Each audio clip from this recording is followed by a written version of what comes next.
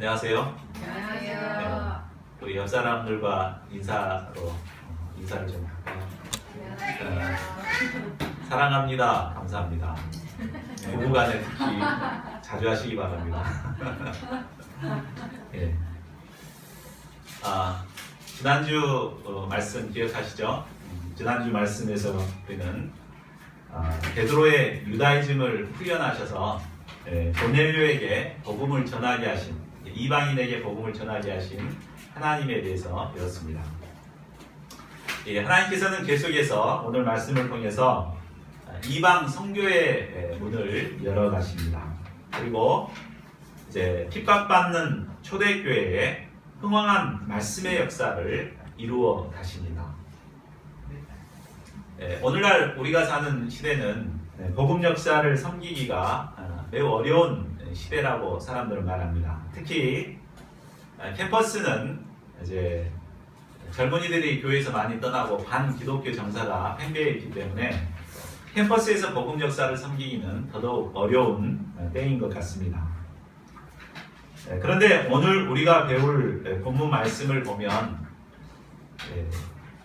우리는 초대교회와는 비길 수 없는 이런 핍박을 받고 있는 것입니다. 이 초대교회는 우리와 비길 수 없는 엄청난 핍박을 받고 있었습니다. 헤롯 왕의 핍박으로 인해 사도가 죽임을 당했습니다. 베드로가 또다시 옥에 갇혀서 언제 죽을지 모르는 상황이 되었습니다. 많은 사람들은 교회가 무너져 없어지기를 기대했습니다. 이런 시대 분위기 가운데서는 역사가 점점 쇠퇴해져야 할 것 같습니다. 그런데 초대교회는 이런 상황에서도 더욱더 흥왕하여 더하여 가는 역사가 있었습니다. 그렇다면 그 비결이 과연 무엇입니까? 우리가 오늘 그 비결을 배워야 되겠죠. 그래서 정말 복음 섬기기 어려운 이 시대에 우리 가운데도 흥왕한 말씀의 역사를 이루어가야 되겠습니다. 자, 11장 19절을 보십시오. 스데반의 순교로 시작된 핍박으로 인해 예루살렘에서 시작된 복음의 역사는 사마리아와 온 유대로 퍼지더니 이제 다메섹을 지나서 베니게, 구브로, 안디옥에 이르게 되었습니다. 한번 지도를 보면서 볼까요? 여기 보면은 이제 유다 지역 예루살렘에서 시작해서 복음이 이제 퍼졌다가 여기 다메섹까지 지난주에 봤죠? 지지난주에 봤는데 이 이제 복음이 베니게, 구브로, 안디옥 이렇게 해서 점점 이방으로 퍼져가는 것을 볼 수가 있습니다. 핍박을 피해서 이제 이곳까지 온 성도들은 대부분 유대인들이었을 것입니다. 그렇죠? 그래서 그들은 당연히 유대인들에게 복음을 전했습니다. 이곳은 이방인 지역이기 때문에 거의 90% 이상이 이방인들이죠. 8, 9% 거의 1, 2% 정도가 이제 유대인인데 유대인만 찾아서 그들에게 이제 복음을 전했던 것입니다. 이때까지만 해도 복음은 유대인들에게만 전해야 한다는 것이 당연한 것으로 받아지던 시대였습니다. 지난 시간에 배웠듯이 베드로 역시도 그랬잖아요. 베드로도 이 유대인들에게만 복음을 전해야 한다 이런 생각이 갇혀 있었습니다. 하물며 성도들이 어땠겠습니까? 당연히 유대인들에게만 복음을 전해야 된다고 해서 일일이 유대인만 찾아다니면서 이런 복음을 전했습니다. 당시 안디옥은 무역의 중심지였습니다. 때문에 이곳에는 이방인들, 주로 헬라인들이 많이 모여서 살던 곳이었습니다. 그런데 오직 이런 데서 1, 2%도 안 되는 유대인들에게만 복음을 전하니까 얼마나 참 어려웠겠습니까? 자, 그런데 이처럼 틀에 박힌 선교에서 벗어나 새로운 일에 도전하는 몇 사람이 있었습니다. 20절을 보십시오. 그 중에 구브로와 구레네 몇 사람이 안디옥에 이르러 헬라인에게도 말하여 주 예수를 전파했다고 했습니다. 유대인들에게만 전했던 그 복음을 드디어 헬라인에게 전하는 역사가 있었습니다. 그들은 기존의 선교 방식과는 전혀 다른 새로운 역사를 시작한 것입니다. 그들이 이런 일을 시작할 때 거창하게 이제부터는 이방인 선교를 해야겠다 이런 비전을 가지고 한 것은 아니었을 것입니다. 그냥 주변에 걸리는 게 헬라인이니까 그냥 우연히 그냥 이렇게 만나서 복음을 전했는데 의외로 복음을 받아들이고 이런 역사들이 있었던 것입니다. 우리는 복음 역사를 섬길 때 틀에 박힌 방법만 고집하기 쉽습니다. 목자님한테 배웠고 우리가 해왔던 그것에 기초해서만 복음 역사를 섬기기 쉽습니다. 그래서 우리 UBF는 주로 전도 용지를 가지고 설문지 전도로 이렇게 전도를 합니다. 그죠? 그래서 그 방법으로만 전도를 하고자 합니다. 근데 사실 우리 UBF를 보면은 처음부터 그 전도할 때 그 설문지 전도법을 가지고 한 것은 아니었어요. 어떤 센터에서 그걸 갖고 전도를 해보니까 굉장히 잘 되니까 이게 잘 된다 사례 발표를 하니까 다른 센터에서도 우리도 따라하자 그래가지고 그것이 이제 전통으로 굳어진 것입니다. 근데 요즘은 이단들이 바로 그것을 이용하고 있습니다. 그래서 신천지 이단들이 설문지 전도법을 갖고 이렇게 전도를 하니까 우리가 괜히 오해를 받는 경우가 있습니다. 그래서 이제 더 이상 설문지 전도법은 잘 통하지가 않는 것 같습니다. 그래서 다른 센터에서 어떤 데서는 이제 총알 전도법을 가지고 이렇게 또 전도를 합니다. 그리고 저는 대학생 진로 상담실을 통해서 전도하고자 이런 새로운 길을 이렇게 찾아갑니다. 그러니까 이게 굉장히 중요한 것 같아요. 그 환경에 맞게 그런 전도의 방법과 전략을 찾아서 이렇게 시도하는 것, 이게 굉장히 중요한 것 같습니다. 그런데 그것만으로는 부족합니다. 우리 21절을 보십시오. 주의 손이 그들과 함께 하심에 수많은 사람들이 믿고 주께 돌아오더라. 그들이 획기적인 방법, 그 시대 상황에 맞는 방법을 선택했기 때문에 사람들이 온 것이 아니라 바로 주의 손이 함께 하심에 많은 사람들이 주께로 돌아오는 역사가 있었습니다. 그러니까 우리가 어떤 방법, 머리 써서 어떤 좋은 방법을 택하는 것도 중요하지만 그 가운데 주의 손이 함께 할 수 있도록 기도하고 성령을 의지하고 주님의 도우심을 구하는 것이 중요하다는 것을 알려줍니다. 우리가 주의 손이 함께해야만 우리가 하는 모든 일들이 성공적으로 이루어질 수가 있는 것입니다. 이것은 비단 하나님의 역사뿐만이 아닙니다. 우리가 직장 생활하든 전공을 공부하든 좋은 방법과 노력을 한다고 해서 잘 되는 게 아니죠. 주의 손이 함께 하셔야만 그 길이 번창을 하고 승리를 하게 되는 것입니다. 자, 22절을 보십시오. 안디옥 교회에 이루어진 놀라운 성령의 역사를 예루살렘 교회가 듣게 되었습니다. 안디옥 교회에 많은 헬라 사람들이 몰려들고 있지만 그들을 도울 목자가 없다는 것을 듣게 되었습니다. 그래서 그들은 충성스러운 종 바나바를 보내서 그들을 돕고자 합니다. 바나바는 예루살렘 교회에서는 없어서는 안 될 기둥과 같은 리더였습니다. 근데 이 기둥을 뽑아서 이 안디옥 교회를 돕고자 보낸 것입니다. 23절을 보십시오. 안디옥 교회에 온 바나바는 하나님의 은혜의 역사를 보고 기뻐했습니다. 그리고 모든 사람에게 굳건한 마음으로 주와 함께 머물러 있으라 권면했습니다. 초신자들은 믿음의 뿌리가 연약하기 때문에 조그만 유혹에도 쉽게 흔들릴 수밖에 없습니다. 때문에 굳건한 마음으로 흔들리지 않도록 돕는 것이 중요합니다. 무엇보다 늘 자신의 연약함을 깨닫고 주님을 의지하여 주님께 거하는 영적인 투쟁을 하도록 잘 도와야 합니다. 물론 목자라면 양들을 이렇게 돕죠. 그렇죠? 굳건한 마음으로 주 안에 거하도록 잘 돕습니다. 근데 양들이 우리 말을 잘 안 듣습니다. 그 이유가 무엇입니까? 그것은 목자의 영향력에 달려있기 때문인 것 같습니다. 우리 24절을 보십시오. 저자는 바나바가 어떤 사람인가를 설명하고 있습니다. 그러니까 바나바가 어떤 사람이었기에 이런 권면을 해도 사람들이 잘 들었는가, 이것을 우리가 주목해야 되겠죠. 바나바는 착한 사람이었습니다. 사도행전 4장에 보면 그는 자신의 재산을 팔아서 가난한 자들을 돕는, 그러니까 말씀을 실천하고 예수님의 사랑을 실천한 정말 착한 사람이었습니다. 또한 그는 성령과 믿음이 충만한 사람이었습니다. 남을 가르치기에 앞서서 늘 자기를 돌아보고 또 성령의 충만함을 받고 또 믿음으로 살아가고자 투쟁한 자였습니다.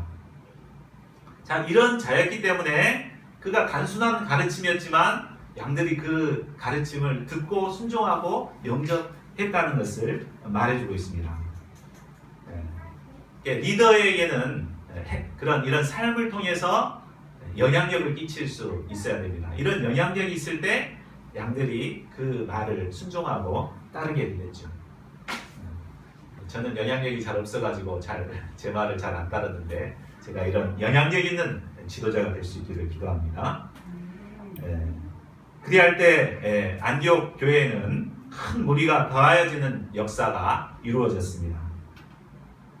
이제 안디옥 교회는 바나바 한 사람으로는 감당할 수 없는 상황에 이르게 되었습니다. 계속해서 사람들이 몰려오는데 바나바 혼자서는 어떻게 할 수가 없었습니다. 이때 바나바에게 떠오르는 한 사람이 있었습니다. 그는 바로 다소에 머물러 있던 사울이었습니다. 9장에서 바나바는 회심한 사울을 잘 보아서 예루살렘에 교회에 정착하도록 보았습니다. 그런데 바울이 그곳에서 사역을 섬기다가 헬라파 유대인들에게 죽임을 당하게 될 위험에 처합니다. 그래서 이 사울을 고향인 다소로 보내게 됩니다. 자, 지도를 보시면 여기 안디옥과 이 다소는 굉장히 가까운 위치에 있죠.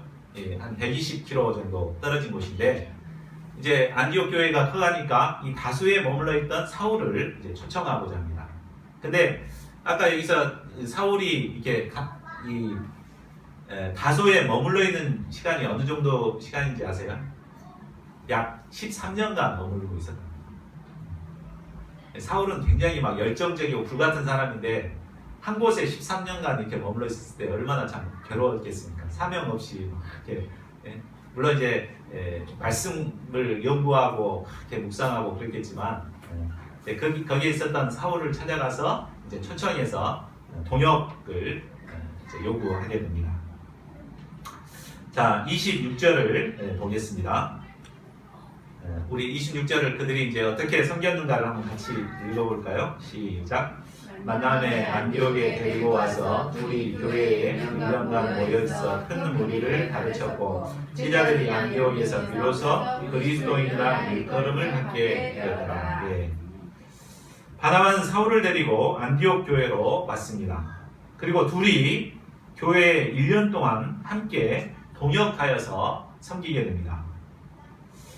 사울은 불같이 열정적인 사람이고 바나바는 온유하고 포용력이 있는 사람입니다. 어떻게 보면 둘은 전혀 스타일이 다르기 때문에 함께 할 수 없을 것 같습니다. 그러나 그들은 서로의 다름을 인정하고 함께 동역했습니다. 본문에는 그들이 큰 무리를 가르쳤다고만 나와 있지만 한번 생각해 보면 아마 사울이 주도적으로 가르쳤을 것입니다. 그래서 말씀을 가르치고 훈련하고 막 하는 일은 사울이 이렇게 맡아서 했을 거고 그 막 너무 훈련에 힘들어가지고 막 힘들어 있는 자들은 바나바가 이렇게 챙겨주고 도와주고 이렇게 해서 동역을 잘 이루었을 것입니다. 사울과 바나바의 이런 아름다운 동역으로 말미암아 연약한 양들은 제자들로 세워지게 되었습니다.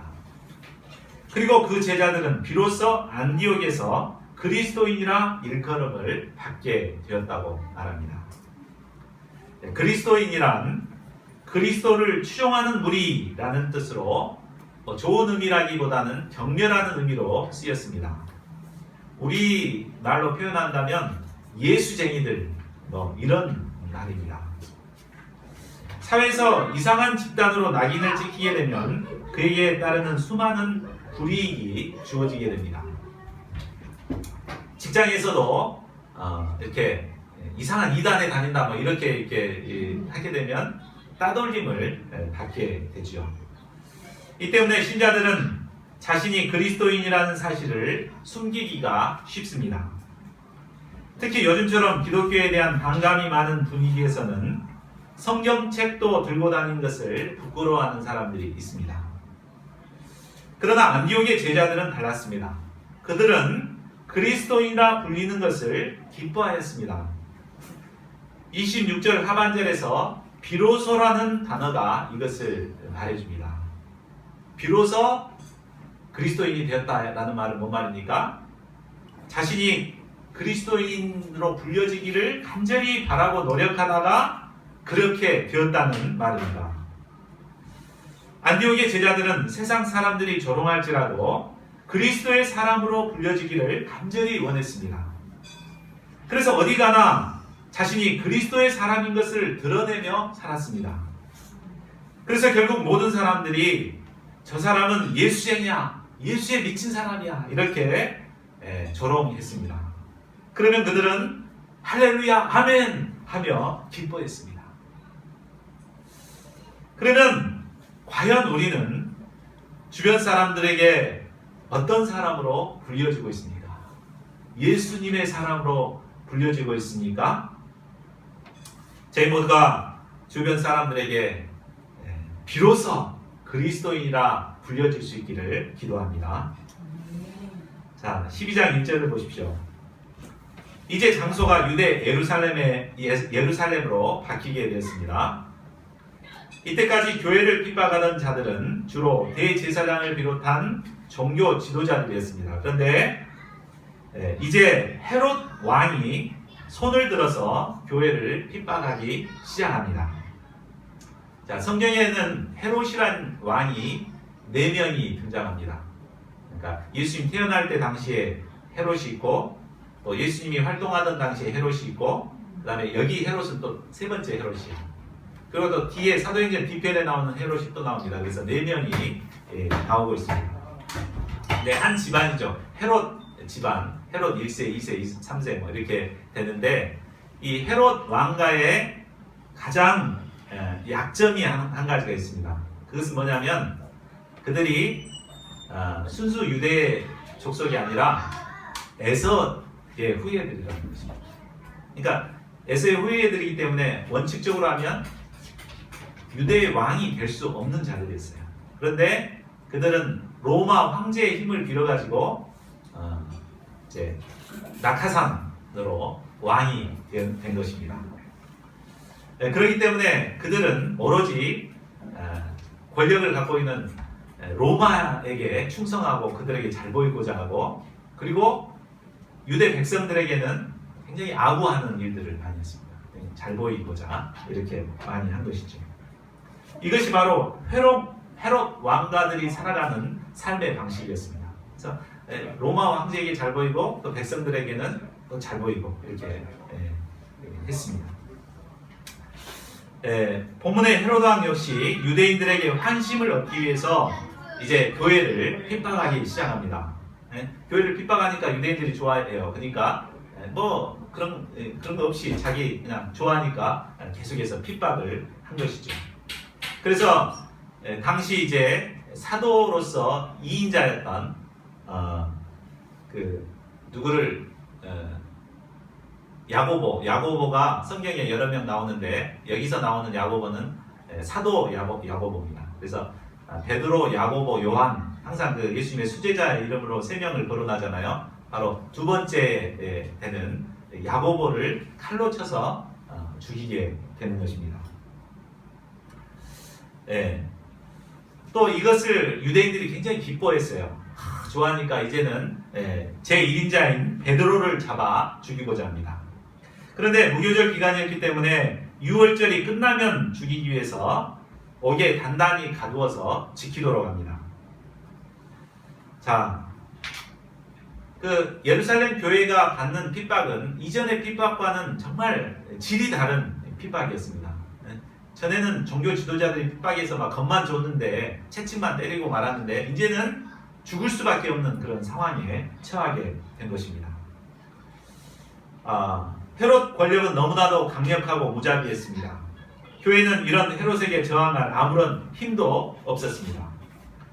그러면 이런 위기의 상황에서 교회는 무엇을 합니까? 우리 5절을 같이 읽도록 하겠습니다. 시작. 이에 베드로는 옥에 갇혔고 교회는 그를 위하여 간절히 하나님께 기도하더라. 베드로는 옥에 갇혀 있습니다. 이제 며칠 후면 베드로는 이제 헤롯에게 죽임을 당하고 그 뒤에는 모든 신자들이 죽임을 당하게 될 것입니다. 헤롯의 힘은 너무나 막강하기 때문에 교회는 무력하게 무너질 수밖에 없는 상황이었습니다. 그러나 그들은 절망하고 있지만은 않았습니다. 하나님을 원망하면서 왜 이런 어려움을 주냐고 불평하지 않았습니다. 그들은 절망의 순간 전능하신 하나님을 바라보며 모두가 마음을 합하여서 하나님께 간절히 기도했습니다. 우리는 때로 우리의 힘으로는 어떻게 할 수 없는 절망적인 상황에 처할 때가 있습니다. 우리 수요일날 말씀 공부 오셨던 남산의 임만태 목사님은 회사 구조조정 때문에 쫓겨서 이거 순천의 한직으로 발령을 받아 오셨다고 그랬습니다. 아마 이 베드로의 상황처럼 사방이 꽉 막히게 된 회사에서는 나가라고 푸시하고 이런 상황이 아닌가 생각됩니다. 인생을 살다 보면 우리는 우리의 힘으로는 도저히 벗어날 수 없는 사방이 꽉 막힌 것 같은 이런 어려움에 처할 때가 있습니다. 그러나 사방이 2중 3중으로 막혀 있을지라도 언제나 우리에게 하늘은 열려 있습니다. 믿는 자의 특권은 어떤 절망적인 상황에서도 기도할 수 있다는 것입니다. 교회가 감당해야 할 사명 중 가장 큰 하나는 위기에 처한 동역자를 위해서 합심해서 기도하는 것입니다. 예수님께서는 마태복음 18장 18, 19절에서 이렇게 약속하셨습니다. 우리 같이 읽어볼까요? 시작. 진실로 너에게 이르노니 무엇이든지 너희가 땅에서 매면 하늘에서도 매일 것이요 무엇이든지 땅에서 풀면 하늘에서도 풀리리라. 진실로 다시 너에게 이르노니 너희 중에 두 사람이 땅에서 합심하여 무엇이든지 구하면 하늘에 계신 내 아버지께서 그들을 위하여 이루게 하시리라. 우리가 어려움이 있을 수밖에 없습니다. 그러나 우리 믿는 자들은 이런 어려움 앞에 절망하지 않고 서로 마음을 합하여 간절히 기도해야 합니다. 그럴 때 하나님께서 들으시고 응답하실 것입니다. 자, 6절을 보십시오. 어떻게 하나님께서 응답하신가를 보겠습니다. 헤롯이 베드로를 잡아 죽이려고 하는 바로 전날 밤이었습니다. 베드로도 자신이 어떻게 자신에게 일어날 일에 대해서 너무나 잘 알고 있었을 것입니다. 날이 밝으면 그는 밤두대의 이슬로 사라질 것입니다. 보통 사람들 같으면 이때 죽음에 대한 두려움 때문에 잠을 이룰 수가 없었을 것입니다. 사시나무 덜덜 떨고 있었을 것입니다. 그런데 그런 상황에서도 베드로는 뭘 합니까? 두 군인 틈에서 쇠사슬에 양쪽에 매여 있으면서도 깊이 누워서 잠을 자고 있었습니다. 이는 마치 풍랑이 있는 배를 고물을 베개 삼아 편안히 잠들어 주무시는 예수님의 모습을 연상케 합니다. 예수님께서는 요한복음 14장 27절에서 말씀하십니다. 우리 그것도 같이 한번 읽어볼까요? 시작. 평안을 너에게 끼치노니 곧 나의 평안을 너희에게 주노라. 내가 너희에게 주는 세상이 주는 것과 같이 아니하니라. 너희는 마음에 근심하지도 말고 두려워하지도 말라. 예수님께서는 우리에게 평안을 주십니다. 우리가 어떤 위험한 상황에 처해 있을지라도 예수님께서 주시는 평안을 얻게 되면 근심과 두려움이 사라지고 참된 평안을 누리게 됩니다. 그래서 이런 위험한 상황에서도 저처럼 편안하게 깊은 잠에 빠질 수가 있습니다. 자, 7절을 보십시오. 이때 호련히 주의 사자가 나타나 베드로의 옆구리를 쳐 깨웠습니다. 베드로야 급히 일어나라. 그러자 쇠사슬이 그 손에서 벗어졌습니다.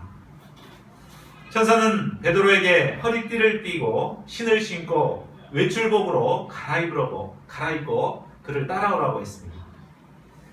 베드로는 얼떨결에 따라가긴 했지만 꿈인지 생신지 분간하지를 못했습니다. 얼마나 깊이 잠에 빠졌는지 베드로는 전에 보았던 환상이 아닌가 생각했습니다. 10절을 보십시오. 천사는 이런 베드로를 이끌고 첫째와 둘째 파수를 지나 시내로 통한 쇠문에 이르렀습니다. 그러자 굳게 닫혀있던 쇠문도 저절로 열려버렸습니다. 그곳에서 나와서 한 거리를 지나 천사는 떠나고 그제서야 베드로는 정신을 차리게 되었습니다. 정신을 차린 베드로는 한마디 소감을 말합니다. 11절을 보십시오. 내가 이제야 참으로 주께서 그의 천사를 보내어 나를 헤롯의 손과 유대 백성들의 모든 기대에서 벗어나게 하신 줄 알겠노라. 하나님께서는 간절히 기도하는 교회의 기도를 들으시고 천사를 보내주셨습니다. 그리고 2중 3중으로 또 쇠창살로 굳게 가두고 있던 베드로를 죽음의 문턱에서 건져내 주셨습니다. 이를 통해 대적들의 모든 기대를 한순간에 허물어뜨리셨습니다. 결국 하나님께서는 성도들의 기도를 들으시고 대반전의 역사를 이루신 것입니다. 오늘날도 세상의 권세는 막강한 힘을 발휘해서 우리를 꼼짝 못하게 얽어매우고자 합니다. 그러나 세상의 힘이 아무리 강할지라도 하나님은 더 강하신 분이십니다. 우리가 하나님께 대한 믿음으로 하나님께 구할 때 하나님께서는 친히 응답하시고 대반전의 역사를 이루십니다. 원수의 목전에서 우리에게 큰 승리를 주시고 상을 베풀어 주십니다. 믿음의 기도를 통해 이런 대반전과 승리를 경험하는 저희 모두가 될 수 있기를 기도합니다. 자, 12절을 보십시오. 정신을 차린 베드로는 신자들이 모여있는 마가라 하는 요한의 어머니 마리아 집으로 갔습니다. 그곳에는 여러 사람들이 모여 내일이면 죽음을 맞이할지도 모르는 베드로를 위해서 간절히 기도하고 있었습니다. 베드로가 대문을 두드리자 로데라 하는 여자아이가 베드로를 알아보고 문을 열어줘야 될 텐데 그냥 너무 기쁜 나머지 문을 닫아놓고 이제 사람들에게 이 사실을 알렸습니다. 그러나 사람들은 도무지 믿지를 않았습니다. 사람들은 베드로를 위해서 기도하면서도 베드로가 살아온다는 사실을 전혀 상상하지도 못했습니다. 그들은 천사가 왔으면 왔지 베드로는 올 수 없다고 생각했습니다. 참 이상하죠? 믿고 기도했는데 또 그 기도가 이루어졌는데 그걸 믿지 못해요. 자, 이것이 바로 우리의 모습이 아닙니까? 우리는 기도합니다. 하나님께서 그 기도를 이루어 주십니다. 근데 그 하나님께서 이루어 주셨다는 사실을 믿지 못합니다. 분명히 하나님께서 이루셨는데 아마 우연히 그렇게 됐겠지. 기도 안 해도 그렇게 될 수 있었을 거야. 이렇게 생각해 버린다는 거예요. 저는 최안드레 형제가 이렇게 서울에서 훈련받는다고 하니까 참 이렇게 그 자리가 참 큰데 빠지면 어쩔까 싶어하고 기도를 했거든요. 하나님, 안드레 빈자리를 채워주세요. 이렇게 기도했어요. 근데 지난주에 느닷없이 이렇게 우리 마태 목자님이 오셔가지고 성경 공부하고 싶다고 이렇게 해서 우리 성경 공부에 참여를 한 거예요. 그 한 주도 안 지났잖아요. 한 주도 안 지났는데 이렇게 됐어요. 그 누가 한 거죠? 우연히 된 건가요?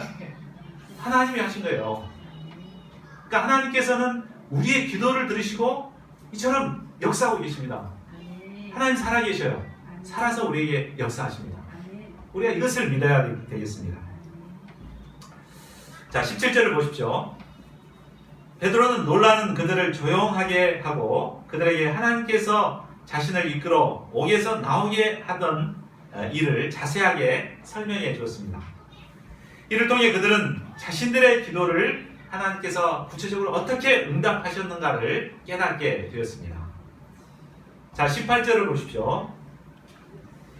날이 밝아 군인들이 베드로가 사라진 것을 발견하고 적지 않은 큰 소동을 일으켰습니다. 자, 보고를 받은 헤롯 왕은 직접 감옥에를 찾아가서 자기가 찾아다닙니다. 왕이 돼가지고 그만큼 이 베드로를 잡아 죽이는 것에 얼마나 참 관심을 갖고 있었는가 알 수가 있죠. 결국 찾을 수가 없자 그들은 파수꾼을 신문한 후에 얻을 것이 없자 파수꾼을 죽여버리라고 명령합니다.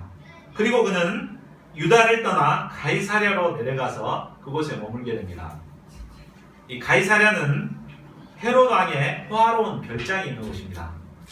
북한에 보면은 김일성 별장들이 여러 군데 있잖아요. 그것처럼 크게 별장으로 간 거예요. 그러니까 스트레스 받으니까 장사를 집어치고 그곳에 가서 육신의 쾌락을 누리면서 스트레스를 풀고자 하는 것 같습니다.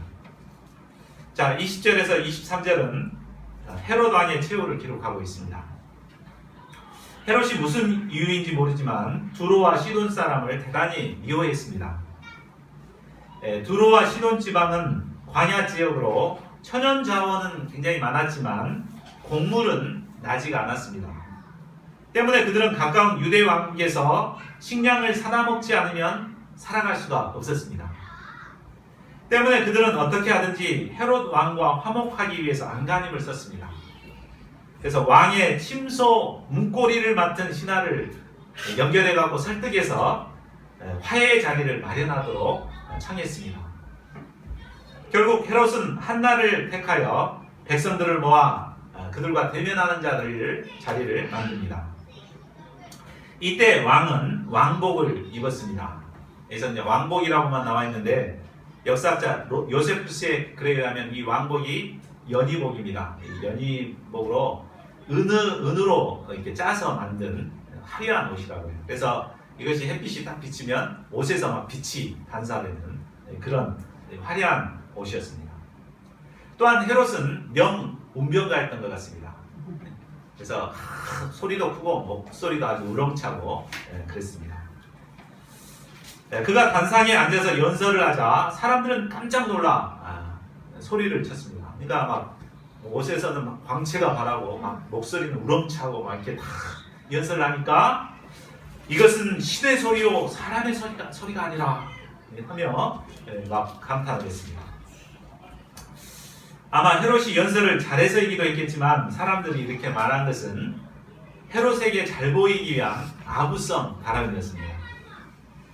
헤롯은 하나님의 백성을 대표하는 유대인의 왕이었기 때문에 이때 겸손히 하나님께 영광을 돌려야 했습니다. 그러나 그는 자신이 정말 신일지도 모른다는 착각에 빠졌습니다. 자, 많은 위대한 하나님의 종들이 말년에 좋지 않은 열매를 맺는 경우를 보게 됩니다. 정말 젊었을 때는 열정적으로 복음 역사를 섬겼던 분들이 늙음하게 아주 추한 추태를 보이는 것을 많이 보게 되죠. 사람이 이렇게 교만에 사로잡히면 결국은 마땅히 하나님께 돌려야 할 영광을 돌리지 않고 자기 영광을 취하다가 이렇게 정말 좋지 않은 영향력을 범하게 되는 것을 보게 됩니다. 그러나 교만의 결국은 패망에 이르게 됩니다. 영광을 하나님께 돌리지 않은 헤롯을 주의 사자가 침으로 결국 그는 벌레에 먹혀 고통스럽게 죽임을 당하게 됩니다. 역사학자의 말에 의하면 벌레가 뱃속으로 들어와가지고 창자를 다 갉아먹어가지고 6일 동안 고통스럽게 고통을 느끼다가 죽음을 당했다고 합니다. 자, 그런데 24절을 보십시오. 저자는 1절부터 23절까지 당시 예루살렘의 어려운 상황들을 구체적으로 자세히 기록했습니다. 그런데 전혀 흐름에 맞지 않는 생뚱맞은 한 절이 탁 등장을 합니다. 자, 우리 24절을 한번 같이 읽어볼까요? 시작. 하나님의 말씀은 흥왕하여 와라. 자, 저자가 왜 이렇게 했을까요?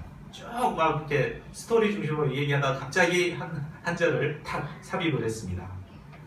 자, 그 의도는 이처럼 힘들고 절망적인 상황에서도 하나님의 말씀은 흥왕하여 더하는 역사를 이루었다는 것을 말하고자 함입니다.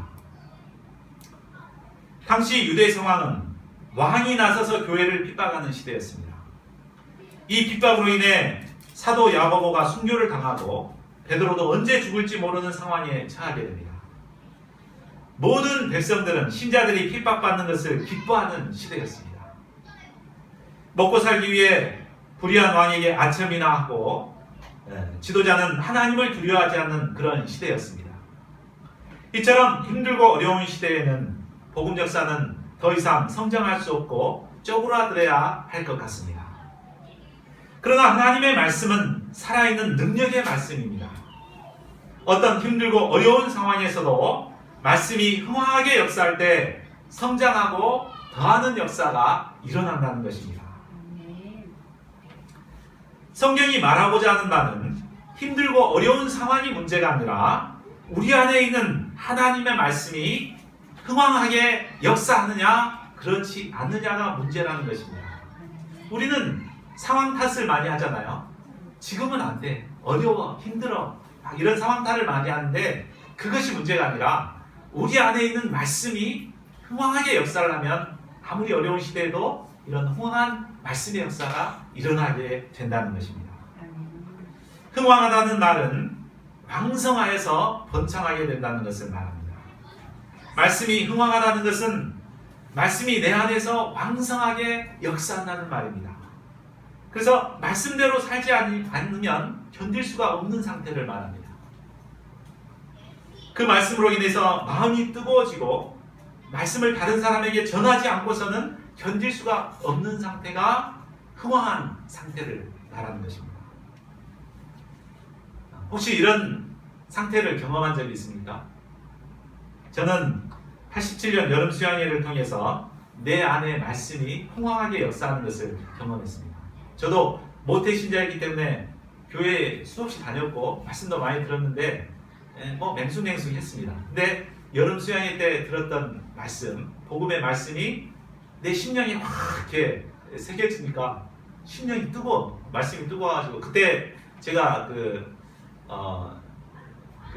간염에 걸려가지고 베글베글 이렇게 살던 삶이었거든요. 그래서 참 지푸라기라도 잡는 심정으로 수양회에 참석을 했는데 말씀이 내게 역사를 하니까 그냥 막 힘이 막 나고 전하지 않고서는 막 견딜 수가 없었어요. 그래서 술 먹고 있는 친구들에게 막 찾아가서 복음도 전하고 막 이렇게 했던 적이 있습니다.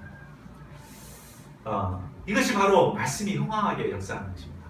그러니까 우리가 받은 말씀, 이 말씀이 내 안에서 흥황하게 역사할 때 오늘날에도 흥황하게 더하는 역사가 일어난다는 것입니다. 제가 오늘날 참 캠퍼스 상황 탓을 많이 했습니다. 개척 목자가 됐는데 참 상황 탓을 많이 했는데 오늘 말씀을 통해서 제가 내 안에 말씀이 흥황하지 않는 것이 문제인 것을 깊이 깨닫고 회개합니다. 그래서 제가 이제부터는 내 안에 말씀이 흥황하게 역사하도록 투쟁해야 되겠다. 제가 메시지 준비해서 전하고 말 것이 아니라 그 말씀이 내 안에 흥황하게 역사하도록 투쟁하는 자가 될 수 있기를 간절히 기도합니다. 자, 결론을 맺겠습니다. 헤롯의 시대만큼은 아니지만 오늘날도 복음 역사를 섬기기가 매우 어려운 시대입니다. 그러나 이 세상이 아무리 복음 역사를 섬기기 힘든 시대라 하더라도 우리에게는 살아있는 하나님의 말씀이 있습니다. 하나님의 말씀은 살아있고 생명의 말씀입니다. 우리 안에 이 생명의 말씀이 흥황하게 역사할 때 우리는 어두운 시대를 이기고 힘든 환경을 이기고 승리할 수 있습니다. 저희 모두가 우리에게 주신 말씀을 흥황하게 함으로 날마다 더함을 얻는 축복을 누리는 자들이 될 수 있기를 간절히 기도합니다. 24절을 같이 읽고 기도하는 시간 갖겠습니다. 시작. 하나님의 말씀은 흥황하여